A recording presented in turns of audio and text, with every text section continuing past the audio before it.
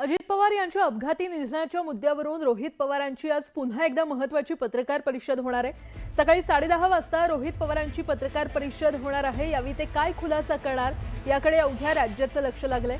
रोहित पवार यांनी काही दिवसांपूर्वीच पत्रकार परिषद घेऊन अजित पवार यांच्या विमान अपघातामागे काहीतरी काळबेरं असल्याची शक्यता बोलून दाखवली होती। दरम्यान कालच अपघात प्रकरणाचा उलगडा ज्या ब्लॅक बॉक्समधून होईल अशी आशा होती तो ब्लॅक बॉक्सच जळाल्याची माहिती समोर आल्यानंतर नव्या चर्चांना उधाण आलंय। या पार्श्वभूमीवर आता रोहित पवार काय खुलासा करणार हे पाहणं अत्यंत महत्त्वाचं ठरणार आहे।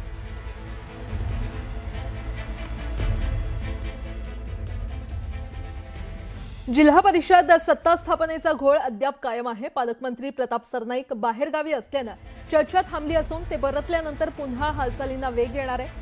सत्ता स्थापनेचा अंतिम फॉर्म्युला देवेंद्र फडणवीस आणि एकनाथ शिंदे ठरवणार असल्याची माहिती आहे। दरम्यान सदस्यांना वेगवेगळ्या ठिकाणी हलवण्यात आल्याची चर्चा असून सत्ता स्थापनेआधीच पळवापळवीचं राजकारण रंगात आलंय।